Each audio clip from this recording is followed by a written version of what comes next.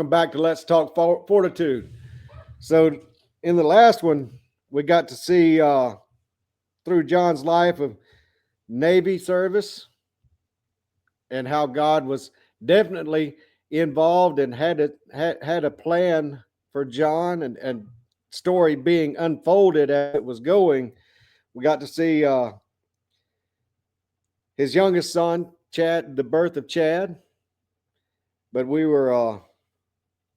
he was telling us about his time with Promise Keepers and how that was leading into another season of serving the Lord. And welcome back, John. Well, man, this has been 4 hours, going to be close to 4 hours of our life we'll never get back. So I hope it's blessing somebody. It absolutely will be. There's no doubt in my mind. Hey, so I got a Navy before we get into this and pick up where we left off.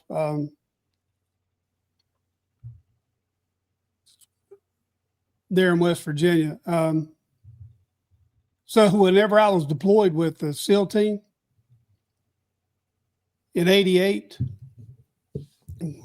we anchored off this. It was a Liberty port. You have Liberty ports and you have working ports. If it's a Liberty port, you pretty much don't work. If you're not on duty, you can be on the beach. So you don't have to worry about, you have to be back each morning for morning muster or morning quarters. But as soon as you're done, you can go do whatever you're going to do. The only time you just have to be there on your duty day. And then you have working ports where everything's normal and then you get off in the evening and go do what you're going to do. So it was a Liberty port, Ibiza, Spain. And we're anchored off because the island is really small. Everybody always talked about, all I ever heard was, you got to go to Palma. You got to go to Palma, Spain. You got to go to Palma. So I'm like, okay, cool. So we went to Palma. I thought it was pretty cool. But no, Ibiza is off the chain evil. I mean, it's just the world. If you want the world, go to Ibiza because that's world. So anyway, we had to ride Liberty boats back and forth, and they don't run them 24 hours. I mean, there's a certain time at night the Liberty boat cuts off, and you miss it, you got to stay on the beach. I mean, and if you miss muster the next morning or quarters, that's not good. So I got up the next morning, and they said, "Man, did you hear what happened?" And I said, "No, what's happened?" Well, evidently, a couple of the SEALs missed the last Liberty boat, and they swam back to the ship, climbed up the anchor chain, came back on board, and went to bed. Wow. And the way they caught them was the Marine Roving Patrol followed their wet footsteps to the berthing compartment. So I talked to Randy about that, and he remembered him doing it.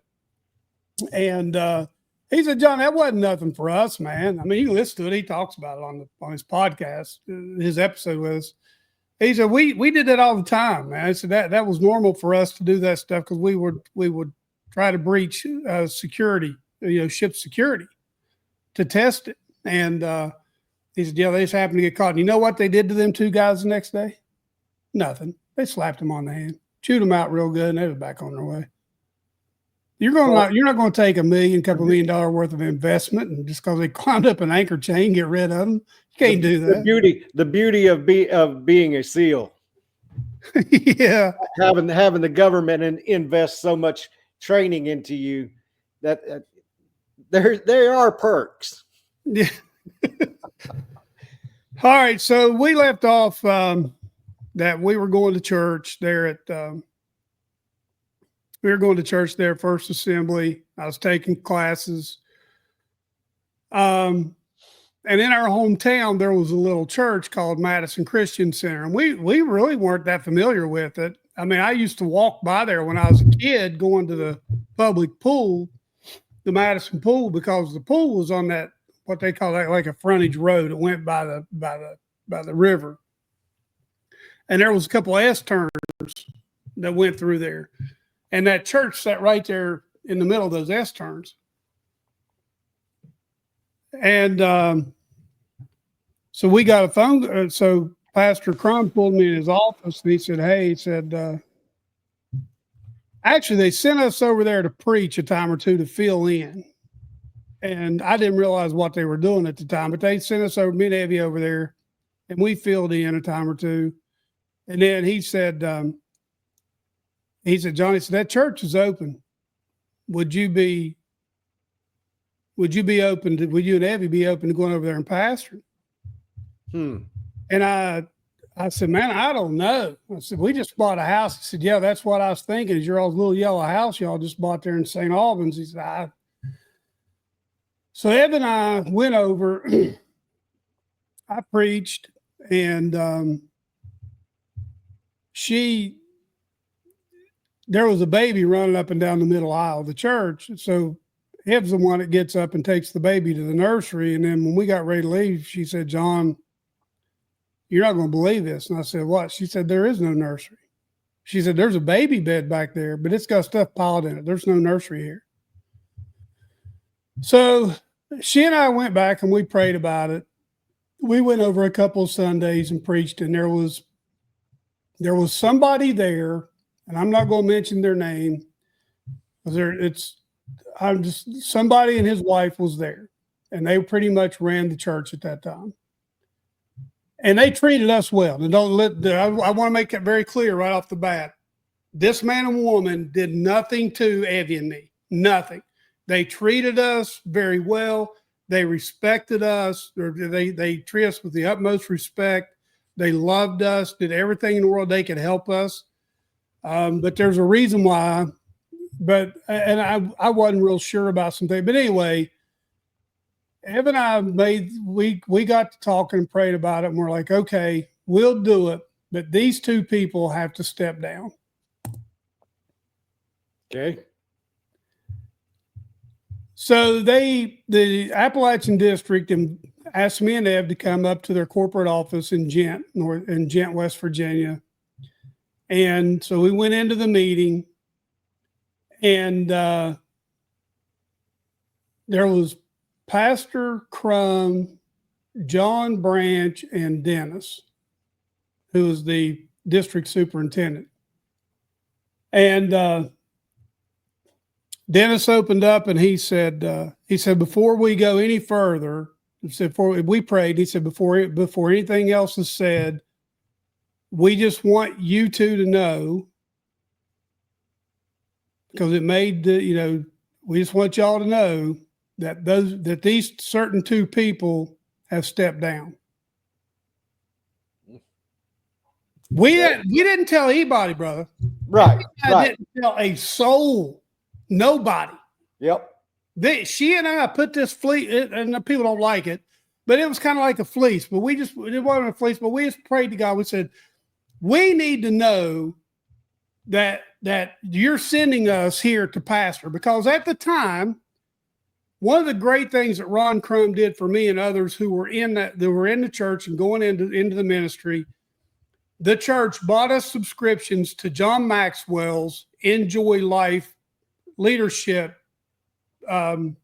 subscription, where he has a lot of videos and audio and teaching, and I mean, it's awesome on leadership. And one of the things that one of John's episodes said that he would never take a church until he went and read all of the minutes from all the meetings, from the time the church was established until current. He would go and read those minutes and see what the state of the church was and how it operated. So the sad thing is, we said we would take it, and then I went and read the bylaws. Or then I went and read the minutes. Right. They were up at the district. I mean, they had every one of them, because you have to turn them in. They pulled them, and I sat down to read it. That church has had more pastors than, it seems like it's just a revolving door of pastors. And I wanted to know why. So, and why the church hadn't grown, why it was in the state it was in. So I went and did John Maxwell's thing, pulled them, right off the bat. So what I found was Madison Christian Center was started in Danville, West Virginia in the community center. And they were meeting there. Well, there was a piece of property come for sale where the church currently sits. And they proposed to the district that they buy the property and build the church. The district was 100% against it. The leadership said no. What do the people do? They go and buy the property and start building the church. When they were raising, now listen, this was in the minutes. During the construction, and it's in the minutes that they went against the district's. They did what they wanted to do. They went against what the district told them to do, not to do it. They did it anyway. It's in there. So when they're building the church, and one of the guys that was there the day it happened was still going to church there, Charles and his wife, Ann. They had every one of those trusses set on that building, Todd, and every one of them come down. They fell and almost killed guys. The church was never finished. There was places, and that church was 10, 15 years old when I got there. Was never finished. The front door of the church was out of one of the old restaurants from a restaurant in downtown Madison, Andy's Restaurant. I've eaten there. Matter of fact, that's where that restaurant is where my dad met with my father-in-law when I got Evie pregnant. Was in that building, and those doors are on the church. You can feel the air come through it. It was just you could tell the church was built against the will. Because there was no money there, I guess. The only thing I can figure out is the money wasn't there. It wasn't God's timing. And the church it's just never done anything. So Donnie, I think it's Donnie Hicks. Yeah. Donnie and Kim Hicks become real good friends of mine and Evie when we first got there. Young couple. Really helped us a lot with the kids ministry. They're wonderful. Donnie was a really good carpenter. And some of the doors were rusting out on the building. And the one that went out of the kitchen to the parking lot needed to be replaced. Well, so Donnie and I went to Danville Lumber, got a door, brought it back, and we took the trim off of the inside of the door, pushed it, and it went out in the parking lot. It wasn't even nailed in. The only thing holding that door in place was the trim on the inside. So we worked with the two. So the two people that we said, would have, that we were saying needed to step down, and they did. They stuck around for a while, and they were really advocates of ours, and they helped us do a lot. They helped us put a modular building for the youth because I had a vision, and Evie and I did, and so we put a modular building. Faith, as a matter of fact, Faith worked there. She helped us get that building. She gave us a price on it. We couldn't refuse. It was really good. When Joe and Elizabeth Stewart came over and helped us, they were our youth pastors and grew that side of it. So I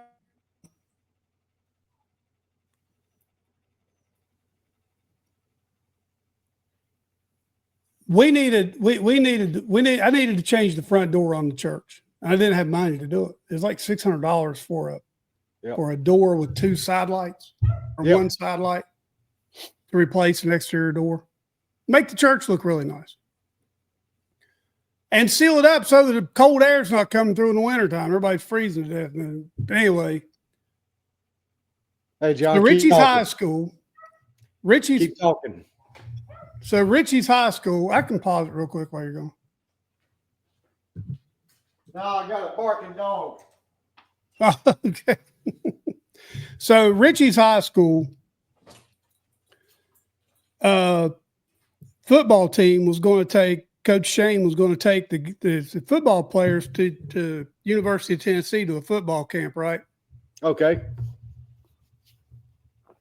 And they needed vans. So I reached out to Pastor Crum and I said, hey, could we use your vans? We'll pay you for them. He said, You can use them, but what money you get out of them, you keep it and replace the front door on your church. So that's how we replaced the front door on the church. Okay. So we used their 2 15-passenger vans to take 30 dudes to UT to a football camp. And dude, we're growing. I mean, we have gone from 15 people on Sunday morning to where we're averaging 40s, 50s, 60s people. The nursery's growing. We have expanded it to where one whole wing on the side of the church that used to be Sunday school rooms, that whole wing is nursery. Me and Donnie have knocked out walls, moved doors. The nursery was growing. I mean, that was right after 9/11, and we had a passion play, and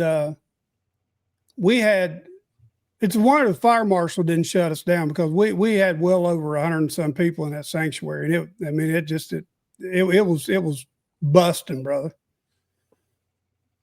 And next thing we know, so my buddy Doug Muncie, his wife Amanda,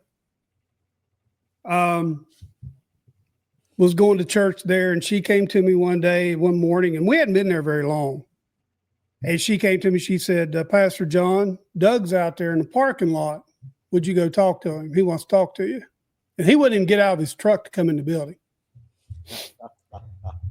And I'll never forget that day when I walked out to the parking lot, put my arm up on the door of his Dodge Dakota, and how that dude got in that little old truck. I don't know. Hey, Doug's a big boy in that little old single cab truck. And ever since that day, he and I have been really good friends. And he ended up started coming to church. And by the way, Doug and Amanda Muncie now pastor a church in St. Albans. So Doug was my best friend, man. We hunted together. We shot bows together. We did everything together. You didn't hardly ever see one without the other. Well, he and his wife, we had a couple of women in church.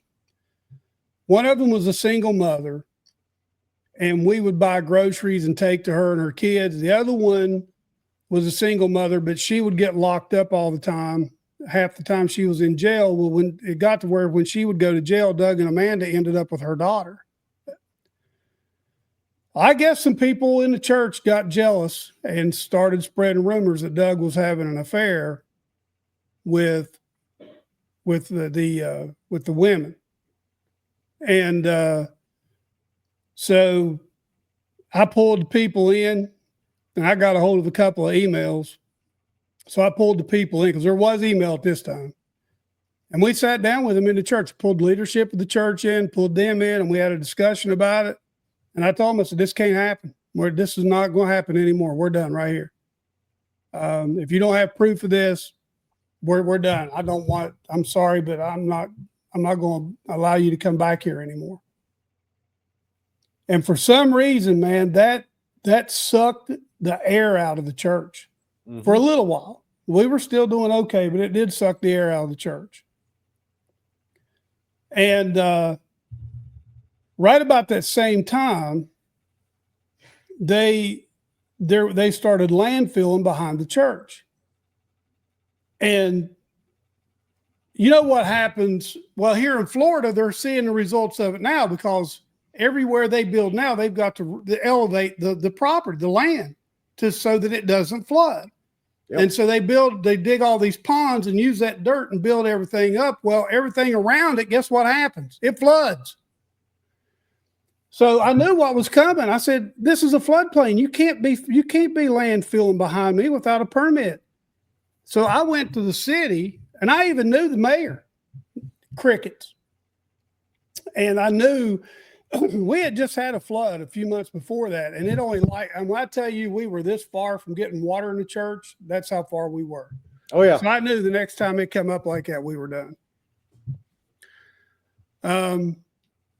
So I reached out and we also needed some work done on the church, and we didn't have money. I mean, I needed help from the district, and they were sending hundreds of thousands of dollars to Africa and missions and everywhere, and we had churches in our own district that the walls were falling in. And I just didn't think that was right. I mean, we should have taken care of our own too. I wasn't asking them for a salary, just fix my church. Help me fix it to where the air conditioner doesn't freeze up every Sunday and we sit in here and sweat, or it gets so cold in the wintertime you can't stand to sit in here because you about to get frostbite. So we had that, and then the situation going on behind the church with the landfill. Yep. And so let me back up a little bit too. So I mentioned Ron Crum, and I'm going to mention his name. I really don't care. Another guy I want to mention. Now Ron Crum did some really good things. I mean, I respect Ron. I got no hard feelings or ill feelings towards Ron whatsoever. But another man that I met there that I told you that was closest thing to a brother until I met you was David Lewis. And I worked for David. We spent every day together. I mean, David and I were got to be very close. And wonderful man. You talking about a dude that knows about worship? Oh my goodness. And we had a worship leader at the time that we were not pastoring yet. We're still going to First Assembly. And Paul, I can't remember what Paul's last name is, was the worship leader. You talking about somebody who could usher you into the presence of God through worship, brother? Paul could do it. So the First Assembly's growing. I mean, it's on fire. Revival's breaking out. So they bring in a David Kelly to be the youth pastor. And this dude, he shouldn't have been a youth pastor. He should have been an evangelist. This guy could preach, brother. I mean, you talking about he could melt the walls down.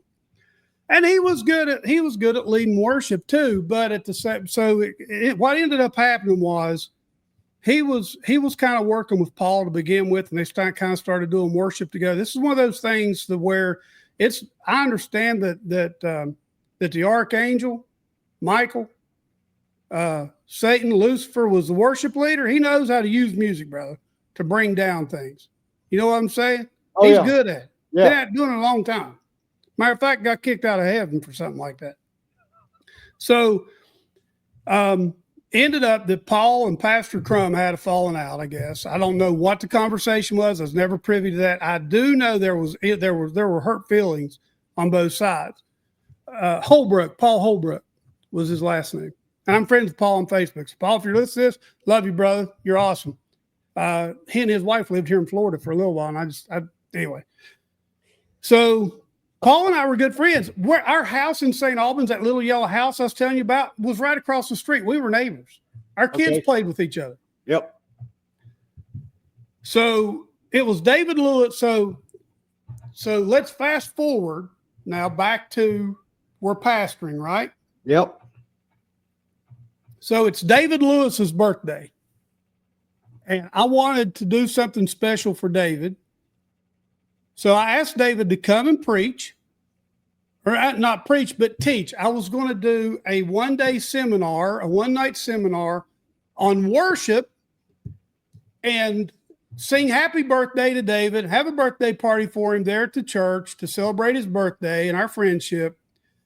And because me and him and Paul Holbrook were pretty close and we were really good friends, I asked Paul Holbrook to come and do praise and worship.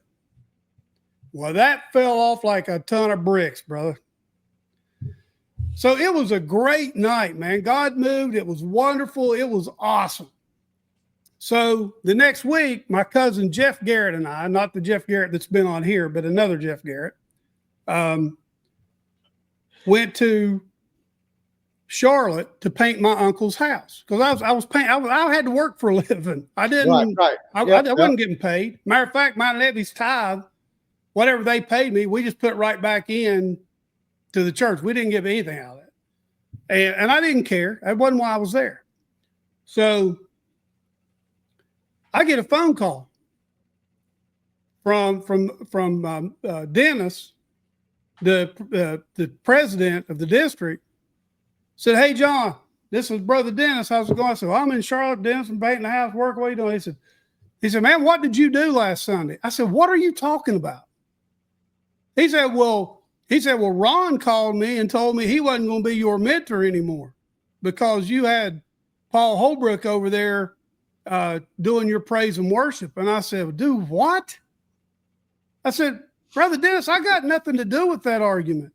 I said, I had a worship seminar at my church, and I honored David Lewis on his birthday and asked him to come and teach about worship. Paul came and did my worship. He's my friend. I can't help it. He said, well, he's not going to be your mentor anymore. I said, well, that's cool. Now, Ron Crum sat on the board of the Appalachian District. I said all that for this reason. I painted Brother Dennis's house, the president of the organization. I went on 2 mission trips with one of the guys, one of the pastors that sat on the board. I've had another one of them came and preached at our church. He and his wife sang, I don't know how many times, he sat on the board.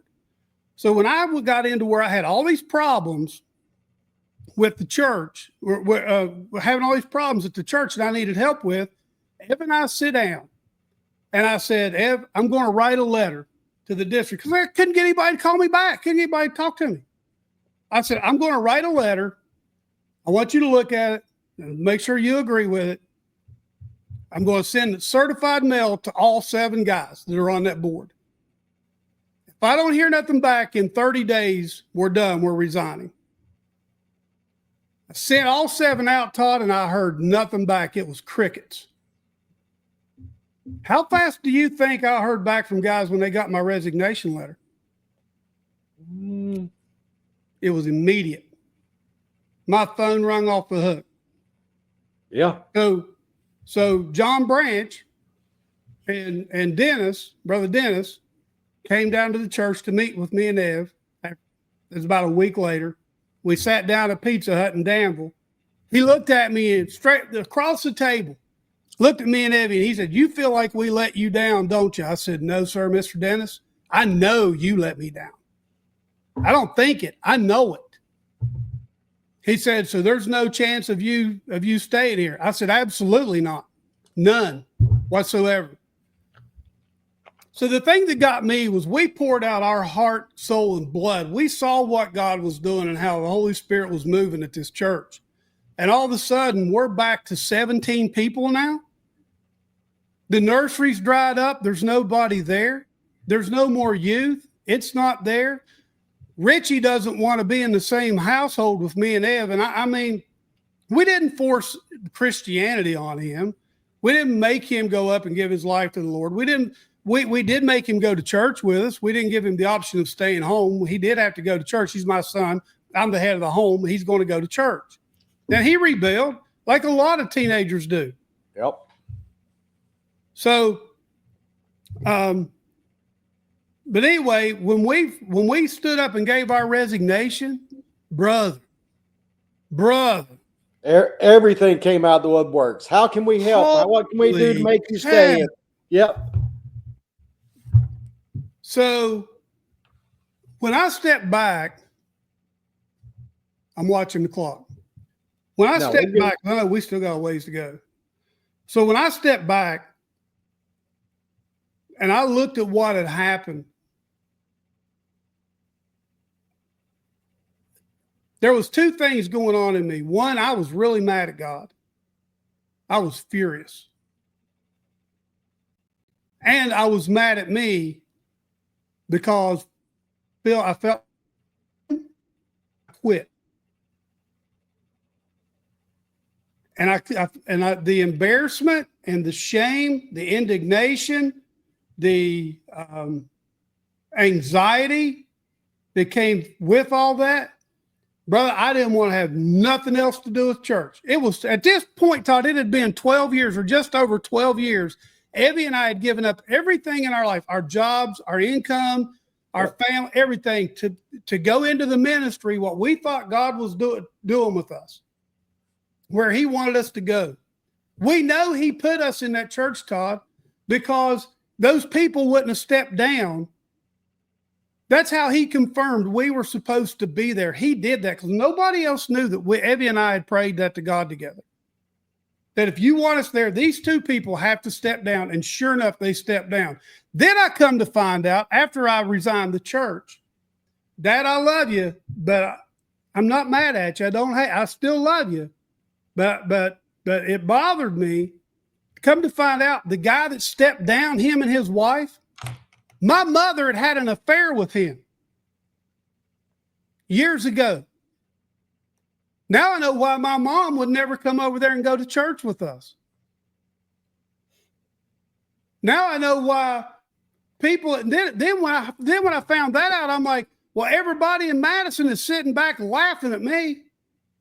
I'm sitting there preaching and pastoring the church with the guy that had an affair with my mother years ago. It was part of the reason why my dad and mom split up, is sitting in the pew. Think about that. Just ponder on that for a minute. And I find this out, Todd, after I have surrendered the church and resigned. Not during, to where I could have went to this guy and said, hey, man, I understand this happened, but I just want to let you know I forgive you. Right. I don't want you to, let's work this out. I forgive you. And I could have went to my mom and said, Mom, I forgive you. Yep. But it didn't happen that way, man. It's like, I don't, it's like you almost feel violated. It's hard to explain the feeling that I had when I found it. And when that happened, brother, it was like a cloud came over me. And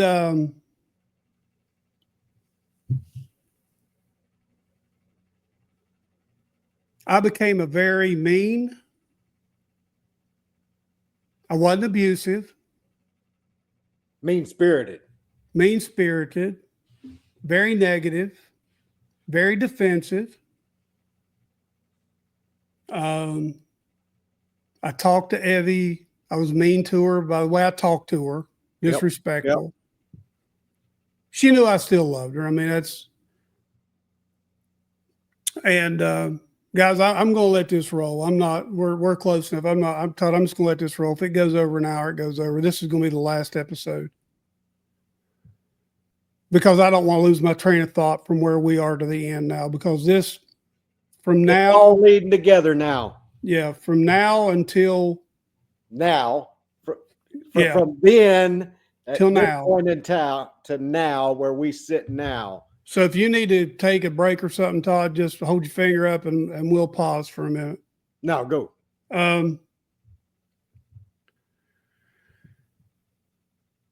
So we started having some problems with Richie about that same time. Bless his heart, man. I mean, we jerked him all over the place when he was younger. We love him better than anything. Man, he is one of the most tremendous young men you'd ever want to meet in your life. He's probably the best father. He's mine, but I think he's probably the best father I've ever seen in my lifetime. And I'm biased because he's my son. Yep. But his girls love him.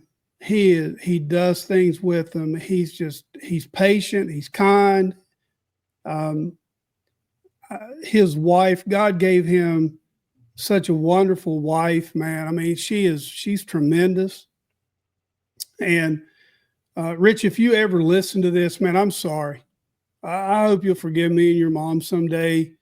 We didn't mean to push anything on you or to make you not want to be around Christians or have anything to do with Christianity. We all had to find our own way. And you know the way, you know the truth, and you know the life. You know how to get there. You know the way. So wasn't but about 4 or 5 weeks later, me, Abby, and Richie and Chad were staying in a 700 square foot apartment. It was about the size, Todd, of your entryway to your front door. Yep. And the kitchen area, dining room, and living area where you are there now. It's about that might be bigger than where we were. Right. The boys' door didn't even have a door on it. It was anyway. One of these days we go back to West Virginia. I'll show you. So, I can't remember what the argument was over, but Evie was on one side of the bed and I was on the other. And we had gotten into one of the worst arguments I think we've ever had in our life. And I put my bag up on the bed. And she said, if you leave, you ain't coming back. You think we were just pastoring the church a few weeks before this, bro. Yep. Now, I'm going somewhere with this, people, so hang on, stick with me. It gets even better as we go here. Because you're going to see how God works and how God keeps his hand on people, just like he kept his hand on Moses when he was in the desert. He had a plan for him.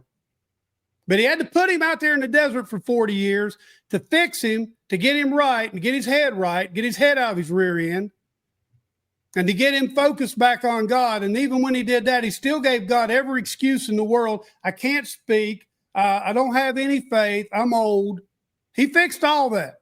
He took care of all of it. To where Moses finally said, okay, well, I don't have any more excuses. I guess I'm just going to have to go do it. For 20 years, just so you know, I put my bag back on the floor. Did not leave. One thing I'll tell you about my wife, when she tells you something, you can take it to the bank. You can take it to the bank. So shortly after that, I went to work for the state of West Virginia. I opened the Donald R. Coon Juvenile Center there in Julian and was working there. I ended up becoming a shift supervisor. Worked in the coal mine for a little bit before that for my Uncle Roger. And there's just nothing in West Virginia. Listen, I love it. I'll bleed blue and gold.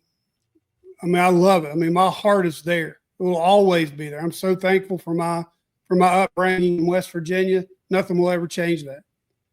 But I knew we had to get out of there. Ev and I both knew we needed to get out of there. So my uncle, Dan, another one that has played a huge role in my life. He's my mentor. He was an advisor. He's loved me, and he and Joanne have taken care of me and given me work when they didn't have to help me pay my bills or, to keep me busy. Paid me more than he should have. Even though I tried to get him not to let him do it, but he did it anyway. He'd been on me for years to come to Charlotte to start a painting business. So finally I took him up on it. And so we upended and went to Charlotte. Ed went to work for a temporary agency and went to work for Bank of America, who she works for to this day. And we were staying with them. And now listen, we didn't have a pot to pee in, dude.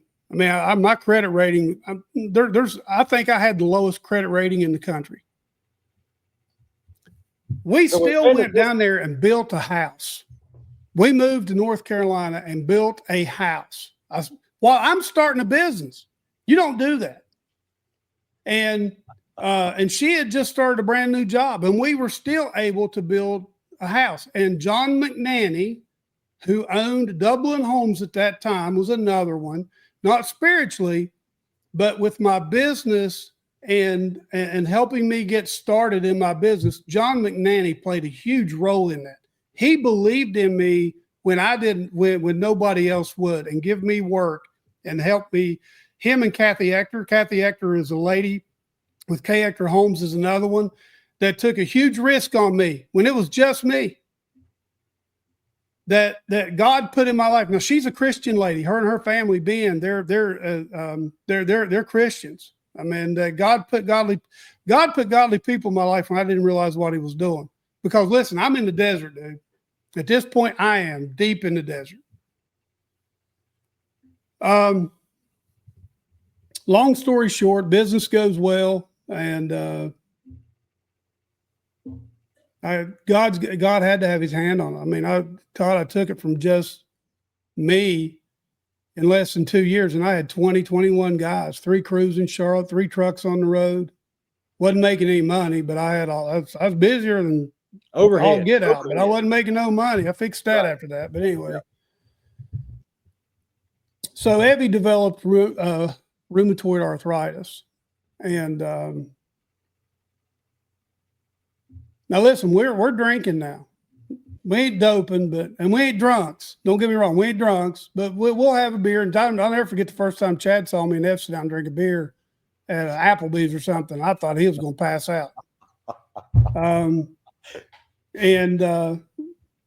you know, we weren't stupid drunks or anything like that, but we did drink. We had people around the fire pit and we'd drink and have a good time or whatever.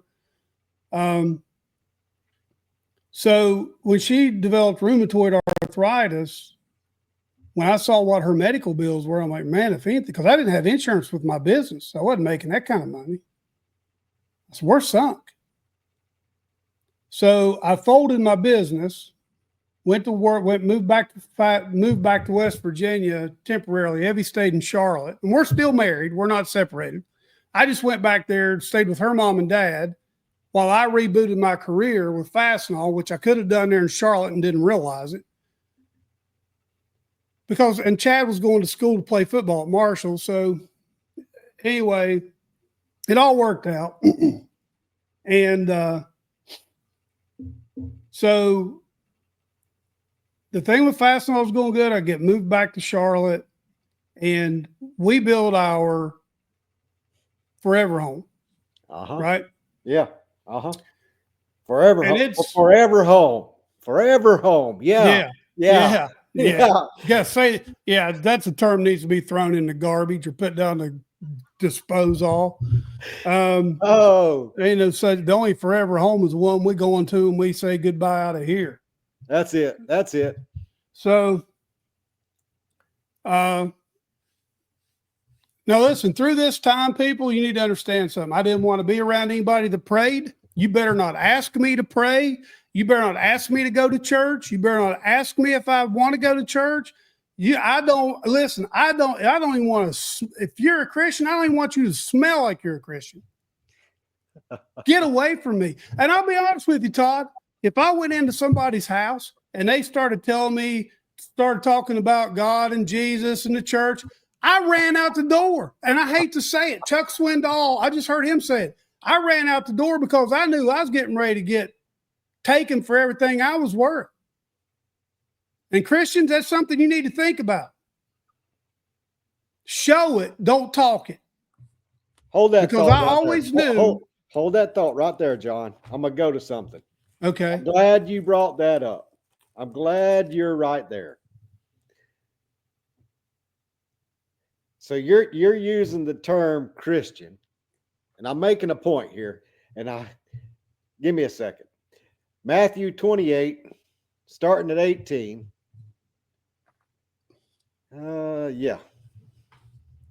Then Jesus came to them and said, all authority in heaven and on earth has been given to me. 19. Matthew 28 and 19. Therefore, go and make disciples of all nations, baptizing them in the name of the Father, Son, and Holy Spirit, and teaching them to obey everything I have commanded you. And surely I am with you always to the very end of the age. It's read. So I use one of the red letter Bibles, and obviously it's not a King James, but my point here is he doesn't say nothing about go and make Christians. That's right. He says go and make disciples. And if you're making a disciple, you're walking close enough with Jesus that not only does your outward appearance look so much like Jesus, you smell like him. Everything about you is of Jesus. Now, that's a hard thing. That's a hard thing to wrap your head around. But that's one of those terms that until recently I hadn't really taken any stock into, but disciple is not a Christian, and a Christian ain't a disciple.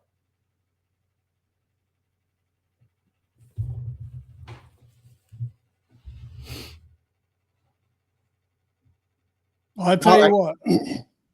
All right, go ahead, John. We just so I changed my career. Job's going good. I'm making more money than I was when I had my business. I'm still at the same company today, though I'm in Parrish, Florida. I have a great boss. Love him to death, and work with some great people. In that forever home. Well, no, that one's back in Charlotte. This one ain't no forever home. I wasn't naming this one. That's what I'm talking about. You're working at Fastenal. Everything's going good there in Charlotte. You're in the forever home, and the outward appearances, everything is great. Yeah. Because there's all the success is viewable and seeable. And there's something missing. And I know there's something missing. And my dad keeps asking me, he keeps saying, John, he says, you need to go to church. Are you going to church? I'm praying for you. And inside I'm like, shut up, Dad. Stop. I don't want to hear it. I don't want, but he kept saying it. He kept saying it. He kept saying it. You know, I love my dad. I'm not going to say, shut up. Yeah, I'm not, I respect my dad. I'd never tell him that. But inside of me, that's what I'm thinking. That's what I'm saying inside. I don't want to hear it. Remember I told you back when Chad was born, I had ACL surgery. Yep. Well, it was so bad that my knee was just so hosed when he did that surgery, and the swelling hadn't went down. We had to do it early because I needed to get back to work. It was never right. So it had been about 20 some years, 28, it had been about 26 years, 25 years since I'd had that surgery. And I knew that my knee was messed up, man. I was mowing the yard at our forever home there in Mint Hill that we had bought. We left Matthews, and now we're in Mint Hill in our forever home. And I felt it pop. I knew it popped. I knew it. I'm like, man, this ain't good. It didn't hurt like it did the first time, Todd. First time, it was one of the most painful things I ever experienced in my life. But it wasn't this time. I felt it pop. It was uncomfortable, but but I knew what it was. I knew exactly what it was. Yes, it's unmistakable. So, went to the doctor. Now, this is right before COVID. Okay. And so we're like 2019, 2020. Yeah. So I'm merging my second store that we're shutting down because we're consolidating stores, and I'm shutting my second one down now in Charlotte. And I was up on the side of a truck loading up stuff because we're in the middle of COVID now, and can't get any help. And so I'm having to shut this store down, move everything myself. Well, I was up on the back of the truck, up on the side of the truck, trying to load stuff on the bed rail, and got pushed off and had to jump. So I got compromised, had to jump off. Well, guess what that did to my knee? Yeah. Well, then I was climbing down the ladder from the dock, and the ladder broke. Compromised it again, landed on it. So it's just one thing after another, and it was already messed up. So I didn't file workers' comp. So, and the insurance, if you're listening to me, it was already done. This just exacerbated it. It just aggravated it even more. So I went to the doctor, said, hey, we got to do a knee replacement. So Evan and I did a bunch of work around the house, and our first spring after we moved in, and I know that surgery's coming, and it's COVID, so we're home, and I took 4 days to do work with her around the house in the spring. And this was of 20, I believe. Yeah, 2020. And the second day, and you got to understand something. With my job, I get my emails on my phone. I get text messages. I mean, and I get phone calls. My phone never stopped. And when we first moved in, I had my phone hooked, connected to the sound bar through Bluetooth. And every time I got a notification, it would shut the music off. And Evie said, "My goodness, does your phone ever shut up?" So all this building up together. So this is happening in the backyard. This is day 2 of the 4 days we took to do landscaping at the house, right? Yep. She's on her knees in the very back of the house working on a plant that we're putting in. And I can't remember what I said to her or what was going on. She looked up at me and had big alligator tears streaming down her face, man. Yep. She looked up at me and she said, "John, why are you so mean to me?" And Todd, at that time, you've heard me tell it time and time and time again. It wasn't a clean break. It wasn't a dry twig break. It was like you go get a 1-inch sapling off of a maple tree and you try to break that in half, and you've got to twist it and turn it and splinter it, and at the same time it's oozing sap all over. That's what happened to me in my backyard today. Yep. So when I tell Evie, when something happens or something's going on, and I tell Evie, I'm not going back there. I don't care what. I don't care if I got to go live in a box under a bridge somewhere. I don't care. I'm not going back where I was. I'm not going back. And so after that happened, it was really close to me having my knee surgery. So I had to start quarantining. And I found and I was watching guys like Sean Ryan, Navy SEAL podcast guys. I just started because podcasts were really getting big because of COVID. Marcus Luttrell never quit. He had his. Dave Rutherford had his. Frog Logic or something like that. I forget what it is. I'll think of it in a minute. And then you had Mike Ritland with Mike Drop. All these guys are Navy SEALs. And but what they're talking about, these guys, a lot of them are talking about this war story. So it's encouragement, and it's about, how to fight and how to stand up and, courage. And then I found the Unashamed podcast, and I'm like, whoa, what's this? And it was different. I got to tell you guys something.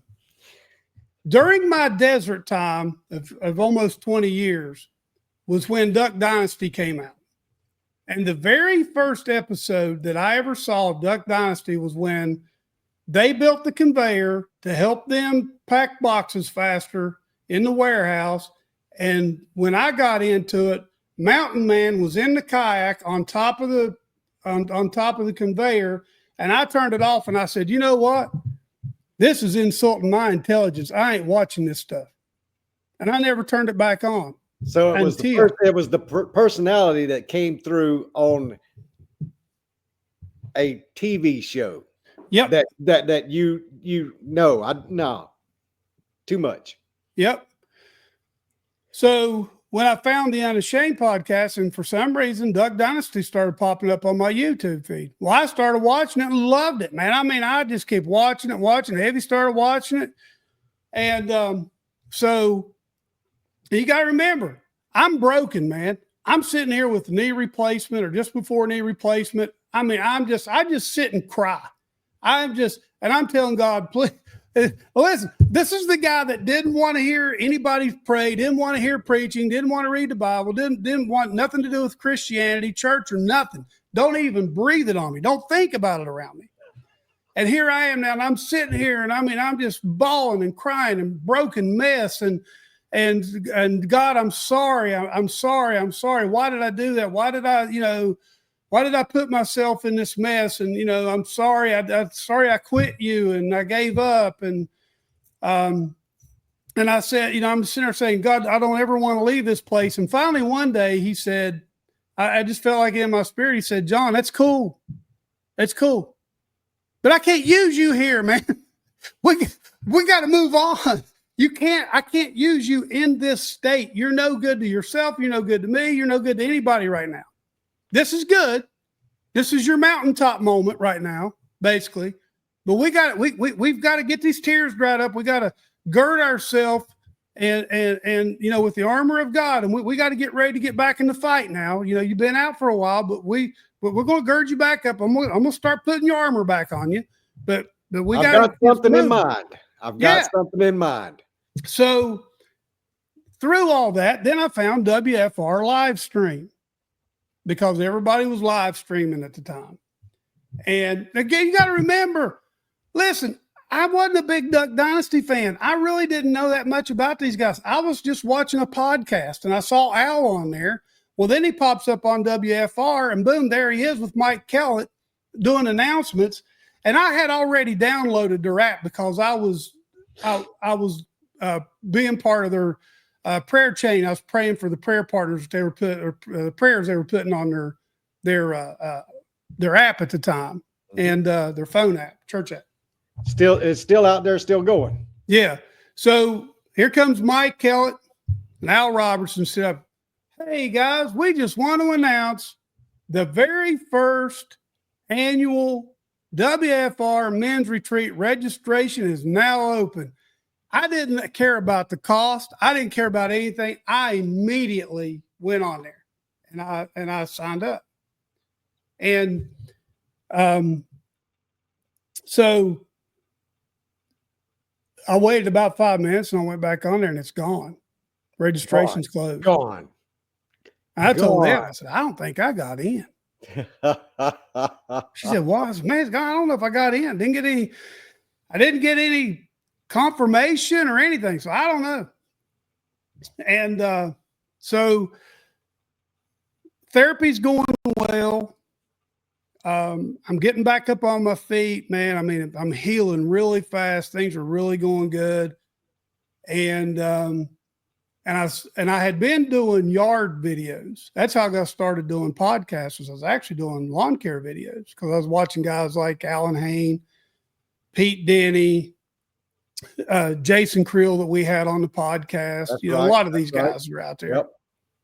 And it finally got to the point that I'm like, fellas, there's only so many times I can video cutting my grass. It's got to be something else. It's got to be more. So then I just so at this time, Chad's doing podcasts, but he's only doing audio. He's not doing video. Matter of fact, he kind of told me, he said, "Dad, you're crazy." So he's in the Air Force at this time.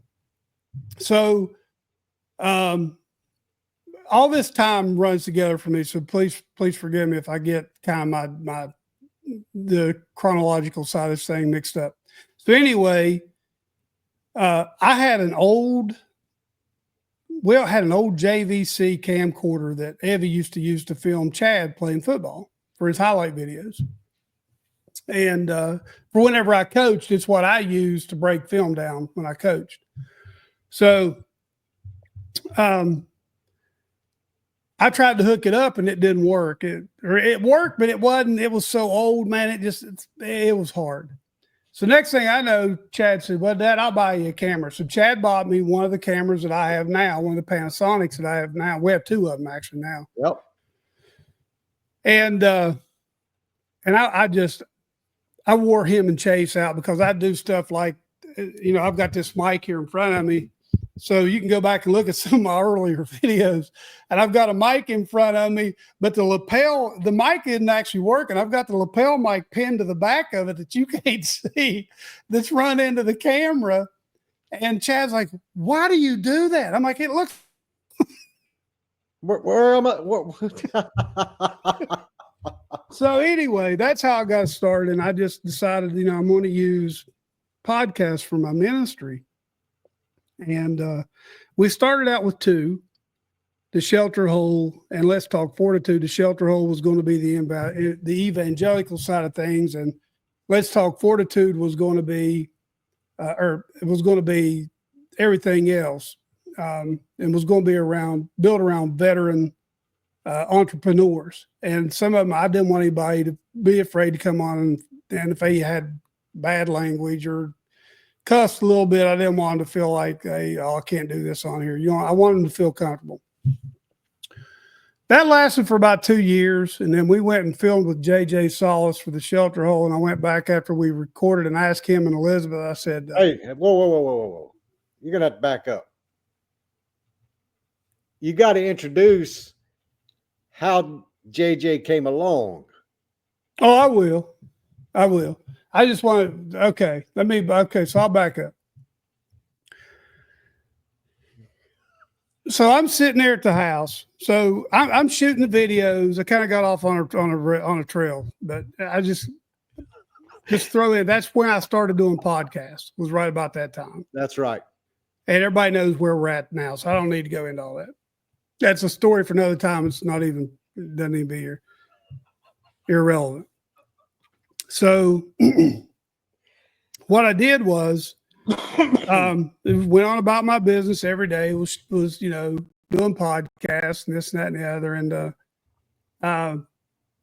was reading my Bible. Man, I was reading more books than I've ever read in my life. I mean, I just couldn't get enough of them. I read all of Phil's books, Jace's books, Al and Lisa's books.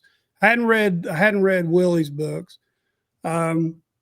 Come to love Larry Bowles through the podcast and some of the other guests. Paul Stevens, that's where I first heard of Paul Stevens.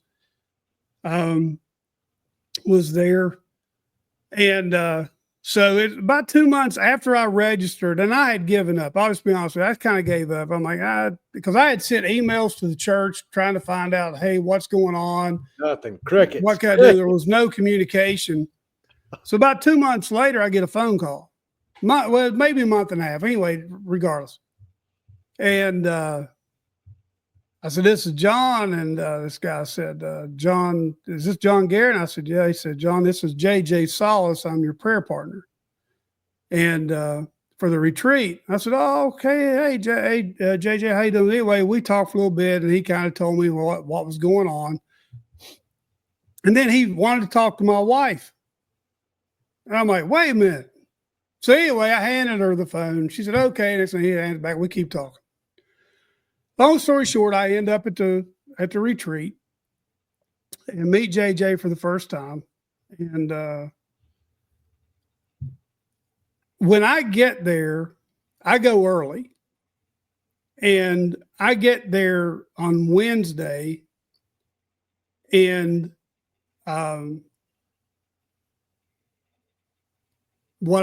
I got there Wednesday, and got up Wednesday and then went around, did the Buck Commander tour on Thursday. And I went by and saw John David, who's on the Duck Call Room podcast. I went by to see him because I'd watched that and I wanted to just go by and say hi and tell him how much I appreciate it. And he said, oh, I'll see you out there at the retreat. So I was out in the parking lot at 3:00 and you don't have to be there till 5. I was so excited, man. I'd have walked to Camp Chioka that day and carried everything I had. It wouldn't matter to me. So anyway, there was another guy showed up there from Florida. Now, at that time, I was in North Carolina. And he started telling me, hey, man, I'll work for the federal government, and I've got all this stuff, and I have to have my phone with me at all the time. I hope they don't try to take my phone, and because I could have to leave at any time. And I'm like, man, something just wasn't right. So anyway, when we first got there and the way we were treated and everything, man, I was just blown away. Well, guess who drove my bus from the church to Camp Chioka? That'd be Paul Stevens. Paul Stevens. I'll never forget that. So we got there, and that's where I actually met JJ. Was there at Chioka, and the guy from Florida, man, he only made it Friday night, and Saturday morning he was gone. And apparently somebody said that he left because he thought the Duck Dynasty guys were going to be there. So I'm like, I don't even know what you're talking about, man. So I had heard Paul Stevens' testimony on the Unashamed podcast before I went there. That's right. Just so happened that Paul was giving his testimony at the retreat. And there was part of his testimony that I guess I missed because it was part of that after show thing that they were doing or whatever. Yep. There's part of it that I missed. And, but anyway, I wondered why I was going. Huh. And,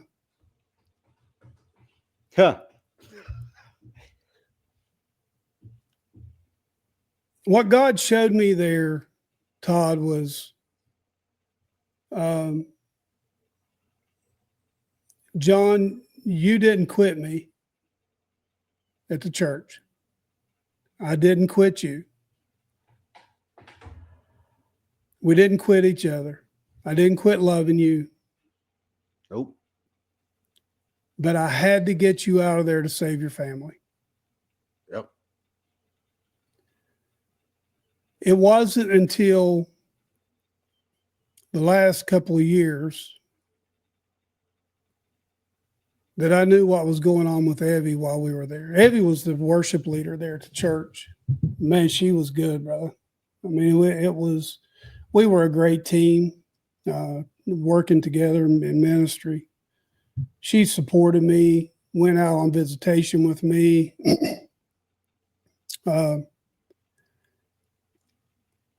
But stress had, out of respect for her, and I know how she feels about this, all I will tell you is this. She was in a very bad place. Yep. And if God hadn't got us out of there when he did, I don't know where my family would be right now. Mm-hmm. And let's just leave it at that. Yep. Todd, I don't know if anybody could ever imagine how liberating that was. How free I got. Oh yeah.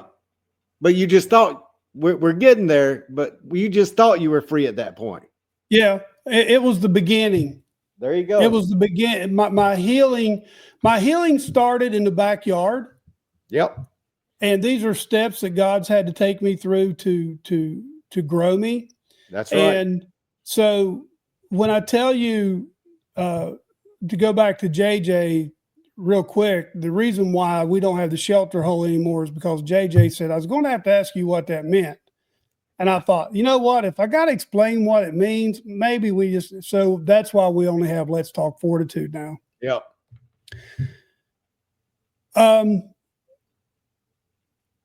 JJ has been a lifelong friend ever since then. And I will tell you this, there's, again, it's a God moment, because Brent Acord was in the meeting the night that my name was mentioned.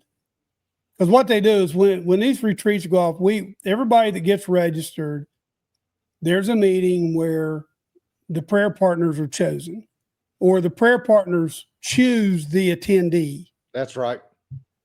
And nobody there knew me. Listen, nobody. This is the first annual WFR men's retreat. I had never been there. Well, I take that back. I had been by the church. JJ doesn't go to church at WFR.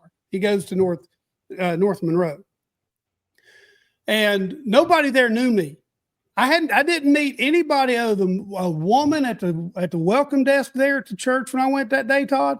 That was it. I went to church and I left. I didn't meet anybody. Right. Yeah. And so when I tell you that Brent Acord said, John, it was immediate. I was there that night that when your name was called, JJ's hand went in there and said, I got him. He's mine. Yep. And there's been a long-lasting friendship and relationship there ever since. And I'm so thankful. So anyway, let's move on. And so lo and behold, after that, Evie and I moved to Florida. And so I can't go to the first one because we are moving so I can't go to the second WFR men's retreat and serve because I'm moving. That's right. And that's when Todd went. Todd went to the second one.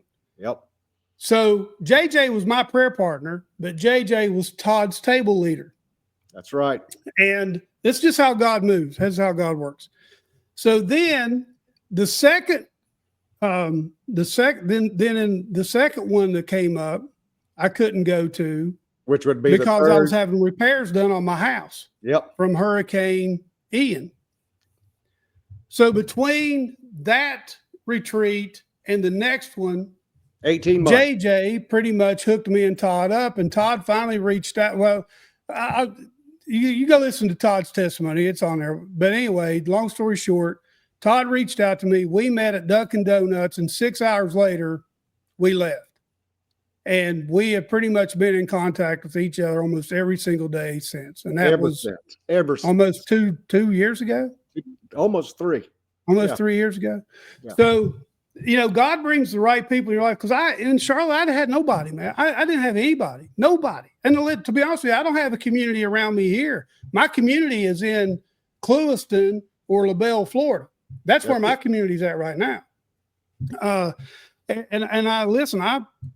God isolates me for a reason. And Curtis Gerald told me that. He said, John, whatever reason, God likes to isolate you. I'm like, okay, Curtis, I'll take it. I guess that's what I needed to hear was, that's just how it works with me. So we go to, the very next, which would have been the fourth one, I teamed. Yep. That's the one that Zach and Jody and Hunter. Pastor, Hunter wasn't there, was he? No, the pastor that I was going to church with at the time. Yeah. Those 3 were on that retreat, and that was the first one you got to go back and team. Right. So guess who was there? Mr. Dane Burley Jennings. That's right. One of the original Duckmen. Yep. One of Phil Robertson's right-hand men, one of his disciples, lived beside him. Burley's what, 6'3", 6'4"? Easy. And it looks rough. I mean, he's got a podcast on there. Yeah, go to the playlist. It's about an hour and a half long. Wonderful. Yep. It preaches. It's great. And so anyway, Burley did come on the pod. I got to meet Burley there. He came on the podcast. We recorded at the Layer. By the way, I don't know if you heard or not. You probably did because it was on the same episode you and I were talking about the other day. About church hurt they were talking about, that they're moving their studio. So then Todd and I made another trip back down there. When we shot all the podcasts. Yep. Yeah, we were doing podcasts. That's when we went back to do Burley's that right. December. Yep. And Todd knew that something was all over me at that time. And we shot some great podcasts, man. It was awesome. And so I came back. It was all over him then during the recordings of those podcasts. It was like, from the outside looking in, it was all over the place. It was exactly but it wasn't evident to John yet. Well, I think as I look back on it now, I think if I would have known Burley a little bit better, I probably would have had you guys to do it right then while we were there that December. We probably would have just done it then. But we didn't know Burley that well, like we know him now.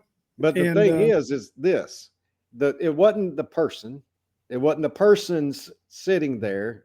It was the message that Burley brought that day in that podcast that set into. Yeah. And so finally we went back, so it was about time for us to go back and team again. And I skipped one, didn't I? Yeah, you skipped. I skipped after that, and then I went back the next one, and Burley was there, and Burley teamed that one. Yep. And so before we went, I asked that man, I said, he said, no, not personally, not by myself. I said, will you ask Burley? I want you all, while we're down there, I want you all to baptize me. And now, listen, you guys got to remember, I feel like when God broke me in the backyard and I found the Unashamed podcast at that time, I feel like God showed me I was good. He was going to have me baptized in the Ouachita. Now, I don't know where. I didn't know where in the Ouachita. I didn't even know where Phil Robertson lived at that point. Nope. I had no idea where he lived or what was down there, but I knew there was something about the Ouachita River that it was on me. And so I told Todd, I said, look, it can be in the river, it can be in a duck hole, but I don't want it to be in a baptistry. I don't want it to be in and not that I'm too good to get in a baptistry. I've been in a baptistry. Yep. Not in March of 1991, I was in a baptistry. If I can remember right, it may have been baptized when I was younger, as a young kid. I can't remember. I can't remember. But anyway, but I don't want it to be a big crowd. I want it to be private. I don't want it to be I don't want it to be about me. I want it to be about the relationship and what God's done in my life over the last 3 years. Next thing I know, man, Todd said, it was like the day before. He said, I'm going to tell you this to get you prepared. But he said, we're going to Phil's boat ramp. And we did. And Phil showed up. But I'm going to tell you something. Listen, I got to stop right here. And also, God's amazing, man. I was watching the Unashamed podcast, and Al raised up a hat and he said, hey, if you guys like these hats, reach out to my buddy Brian Robinson of 611 Armory. So I reached out to Brian, and I had been talking to other guys about trying to get a hat made because I don't have the budget to pay $35 for a hat and give it away. I don't have it. So I was reaching out to different people to try to get hats made, and Brian King, man, he was great. He designed one. I've got some of those here, Brian. Thank you so much. But Brian Robinson, also 611 Armory, reached back out to me. I emailed him.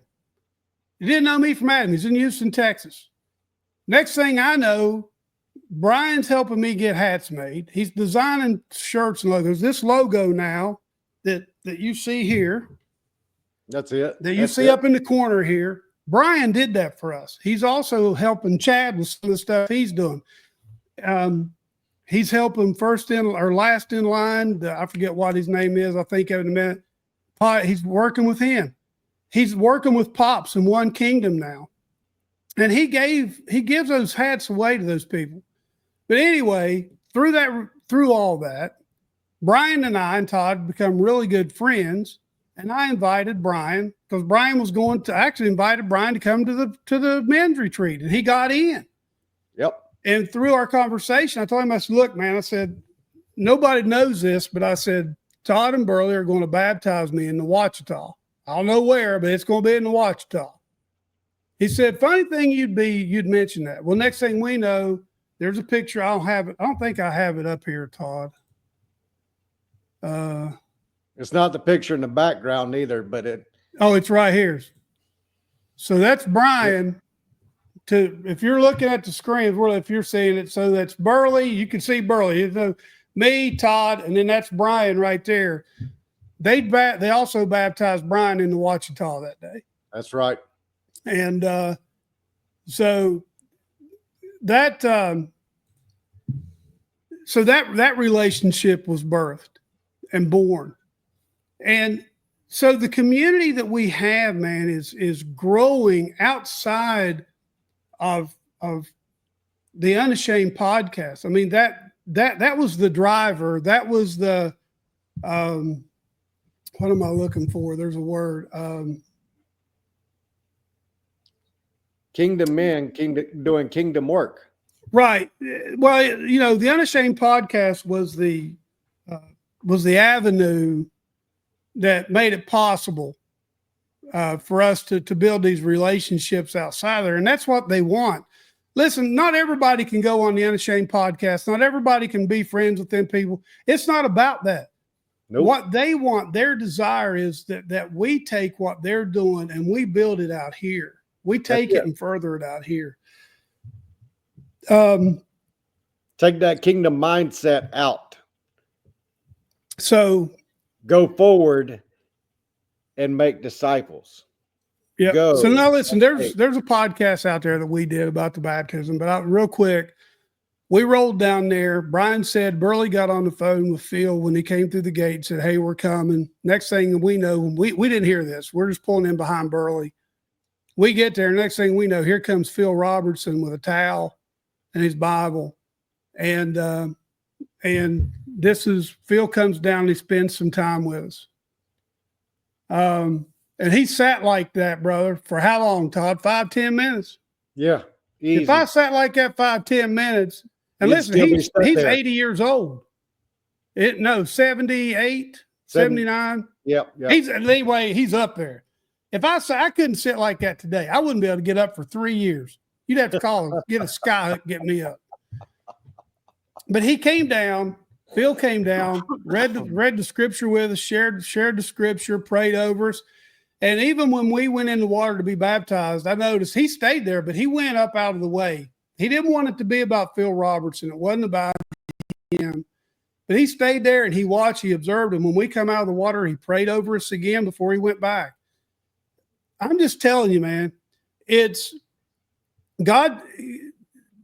God's going to use more than just Phil Robertson.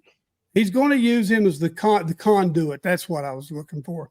He's the conduit he's the conduit that God's using right now to reach out and electrify other people, other groups, other communities in Christ Jesus. Because here's what I'm going to tell you, man. It has nothing to do with the Ouachita. It has nothing to do with Todd. It has nothing to do with Burley. It has nothing to do with Phil Robertson. When I came out of the water that day, there was a peace about me that I have never had in my life. Never. Yep. And it had nothing to do with the water.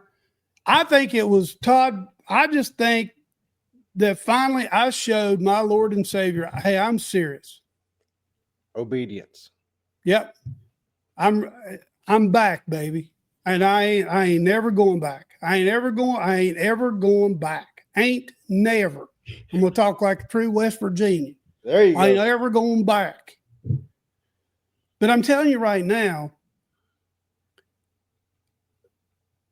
we text periodically with Burley, just a Bible verse, a word of encouragement. He sent us a video this morning of a guy 10-minute Bible talk. It was awesome. Yep. And he's out in California.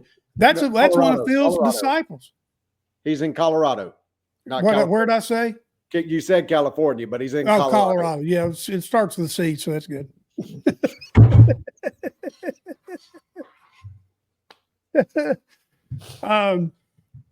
So fast, so that's where we are today. And it's kind of a crazy story, but I haven't heard a better one yet. Mm-hmm. And he is the story that threads through every story. That's right. That can only lead to him.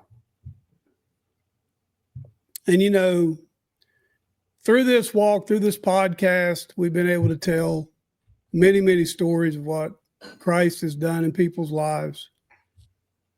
And hang on one second.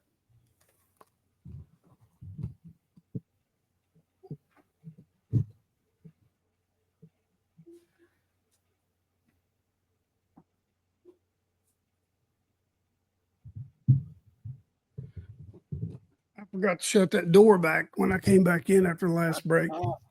I don't want Evie to feel like she can't get out and move around through the house. So, but we've met some wonderful people, man.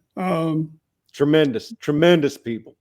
And he's been on here twice, but Gordon Dasher, you'll never meet a finer person, man, in your life. I mean, he is.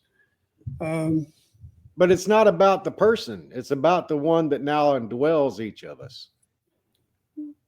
That's what goes forward that attracts people. It's the heart, Todd. Yeah. People can see your heart and they can hear your heart. Oh, yeah. What does Scripture says? The abundance of the heart, the mouth does what? Overflows. or speaks it. So Yep. if you got an angry, mean heart filled full of hatred. I know that place. Yeah. It's no good. Yeah. It's no good. No. And But he's the only one that can change that place. He's the only one that can change those hearts.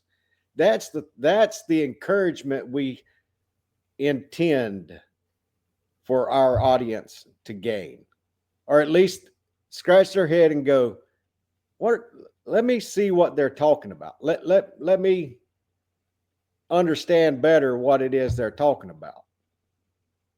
so, I mentioned Paul Stevens. So Paul actually came back on the podcast. And one of the things that I'm going to give us a shameless plug now. One of the things that we try to do at Let's Talk Fortitude is everybody's heard Brian Rucker's story. A lot of people's heard Paul Stevens' story. Yep. And so what we do is we try to tell it in a different way. And I think that's what we accomplished with both Paul Stevens and Brian Rucker. And Grant, because we sat down with Grant and Mark. So I believe we did the same thing with Gordon. I believe so. Doing it differently. And so when we were in Louisiana, which time? December with Burley.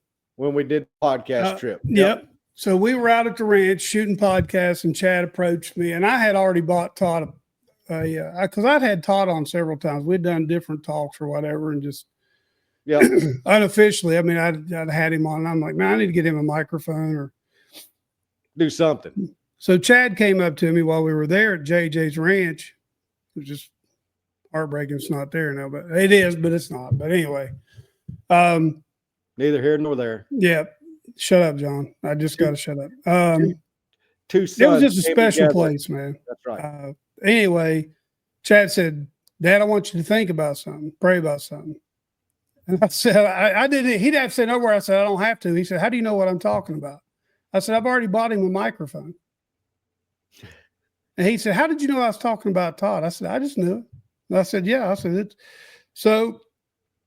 Burley's podcast we made the official announcement that Todd was definitely our official co-host and now host of the Let's Talk Fortitude podcast.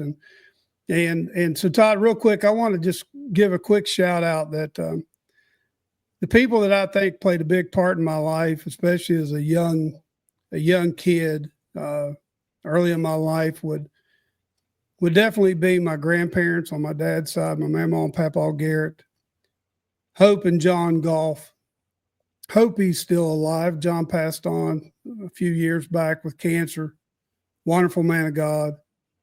And I know I'm going to forget somebody, but I can't, my Uncle Donnie, my Uncle Danny, my dad, first and foremost, my dad, that he never left or never gave up on me. And Edie Hill, people have impacts in our life, even though they may not be a godly person. God can use people in your life regardless of their relationship with him. And I firmly believe that he uses people in our life that probably the ones you most unexpectedly would have that effect.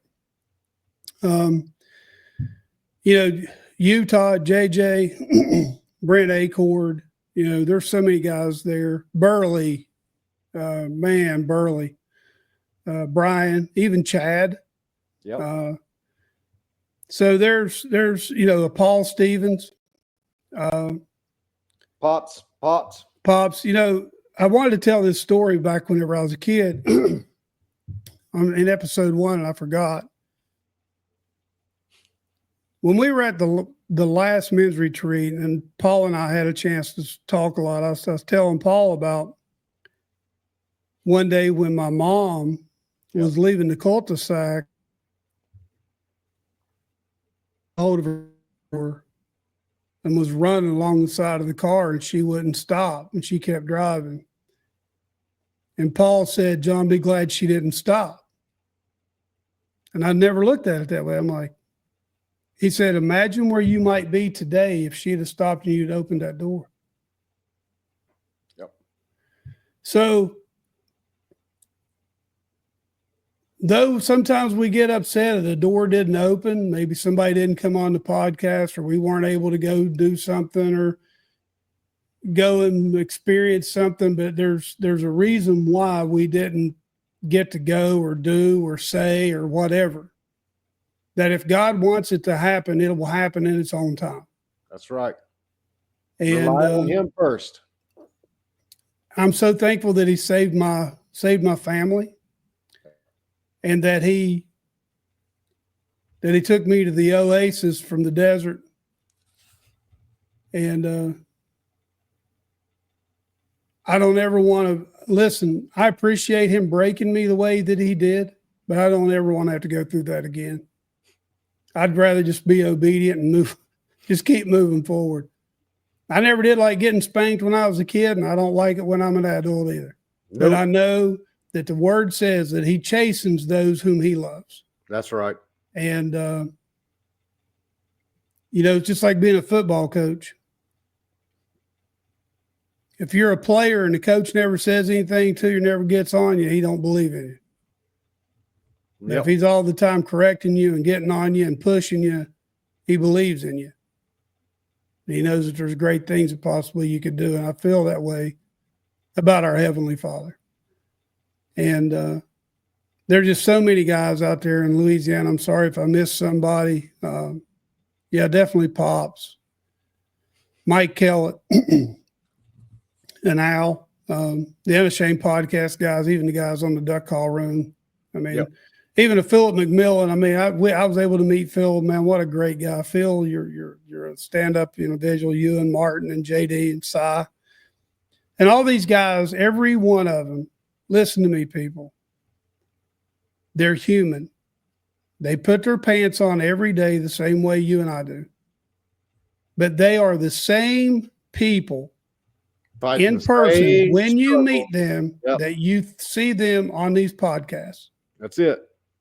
They're not on there being somebody they're not. They actually, if you want to know the truth about it, you'd probably be surprised they're probably even more of a person than what you think they are when you meet them. That's right. Yeah. Yeah. Because their heart comes out. They love people. They love Jesus. Well, brother, it's in the bag now. Well, I'm glad it's behind me. I feel relieved. I'll sleep good tonight. Yeah. There's no doubt in my mind you will. There are other things we can talk about, be stories or episodes for another day where we just talk about certain topics or times. Yep. Or yep. Yeah. You got it. I'm going to let you go. An hour 33, I told Ev, I said, I don't know how. Every episode, we tell everybody, look, we're 60 minutes. We're respectful to that. We don't take breaks or anything. Lo and behold, it's an hour and a half. I don't care how you stack it up. It seems like it always goes an hour and a half. Yeah. So I'm happy that our last episode went an hour and a half. So we are right where we need to be. Right on time. And I didn't even notice. I wasn't paying attention until now. Well, guys, we're fixing to get out of here. If you would, go over to 611 Armory. Check out the Let's Talk Fortitude merchandise there. So in that merchandise, the proceeds go to One Kingdom. You want to check that out, go over to onekingdom.org. So their big thing is to get the gospel preached in every nation and every language. They also have a relief ministry side to One Kingdom. Their most recent response is the hurricane disaster in North Carolina. Looking at the picture on the far right, that was Randy Kirby. Then Brian Robinson in the black hat, gospel symbol hat. That's he owns 611 Armory. Next to him is Robert Abels. You've heard us call him Pops. He's the global director of onekingdom.org. then myself and John, and in between is the true boss, and that's Chad Garrett. This is his production company, Forerunner Productions. And John, you want to jump in and yeah. So if you would, guys, please, give us a like and subscribe. Share these videos with people. You can go to forerunnerproductions.locals.com, forerunnerproductions.com, and Forerunner Productions on YouTube. And Let's Talk Fortitude on all your audio podcast platforms. These, if you go looking for these on Podbean, Chad is actually in Houston, so I don't know if he'll be able to get these loaded up to Podbean or not. So for a week or two, he's going to be he will be out in LA with his wife finally on the 15th.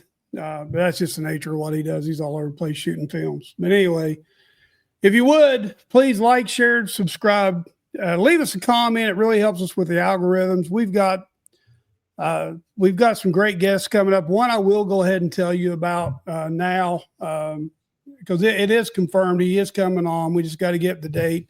But if you watch the Unashamed podcast or were familiar with the gospel symbol hat in the Olympics with Brody Malone's dad, JD Malone, JD is coming on. He was actually on the Duck Call Room and the Unashamed podcast.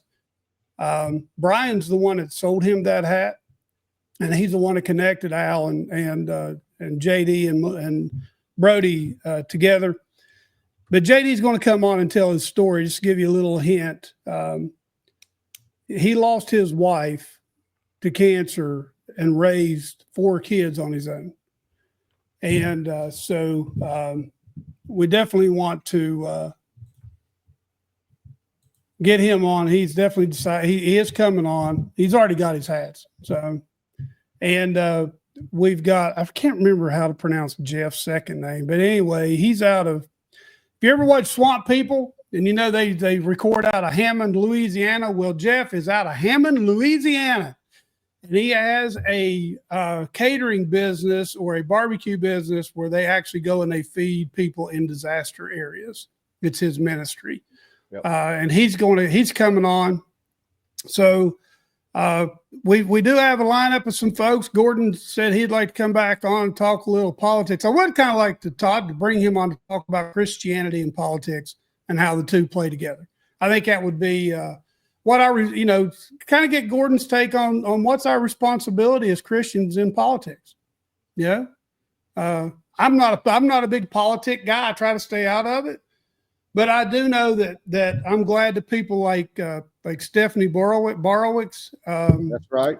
In Louisiana that's been on, in Pennsylvania, Doug Mastriani, that's Mastriano. These are Christian people who are senators, congressmen that we need. And so there's a place for all that. And I'd love to talk to Gordon and kind of see what his thoughts are. And hey, listen. Well, talking about that, Romans 13, 1, starting at 1. And actually it's just Romans 13:1. Let everyone be subject to the governing authorities, for there is no authority except that which God has established. The authorities that exist have been established by God. Amen. Amen. Render unto Caesar's which is Caesar's. That's right. Render unto God what is God's. Amen. See, we're finishing each other's sentences now, brother. Or scriptures. That's good. Hey, listen, everybody. We love you. Thank you for joining. And please, I know this went a little long. Please leave us a comment if you would. It really helps with the algorithms. Give us a thumbs up. And we'll keep you posted on what's coming next. That's right. Let me get us out of here, Todd. One of these days we'll have a producer that does this. That's right. Zach, where you at, Zach? Yeah.